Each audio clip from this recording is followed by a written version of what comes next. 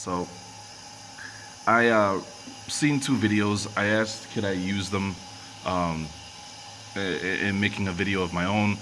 I wasn't granted the request I was hoping for. So I'm gonna try to wing it. What I'm saying, you can look it up. It's all here on YouTube.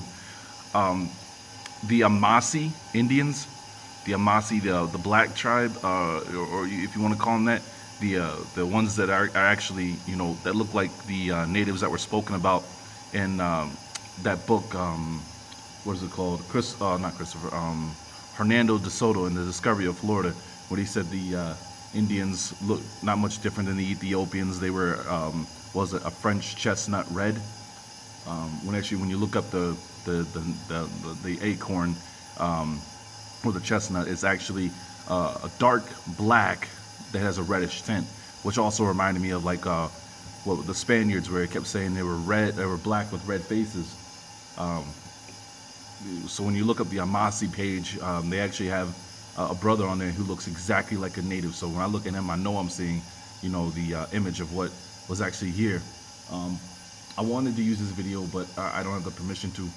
He recently uploaded a video where he was out in New Mexico and out in Arizona with the Hopi Indians, and they were talking about it's time for them the Amasi tribes, to return back to the homeland and fulfill the promise.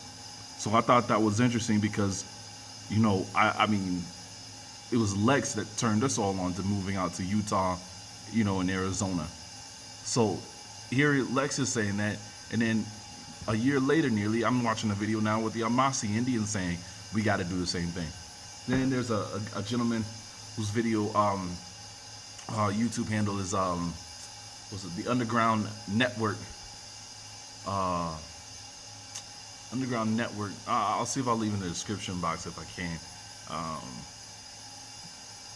He actually was doing a video talking about how he went out to the Hopi territory and met with the elder, one elder that he could find, because he said a lot of the Hopis aren't living the old ways, but he found one elder that met a Rastafarian prophecy that they was going to meet an elder that was supposed to, teach them the old ways, and the Rastafarians and them will then work together, and the Hopis. So watching these two, the Rastafarian, and then you got a Hopi, an Amasi Indian saying it's all about going west, and it's all about New Mexico and Arizona, where the four states meet and stuff like that, where Colorado, Utah, and Arizona and all them meet. So I thought it was interesting.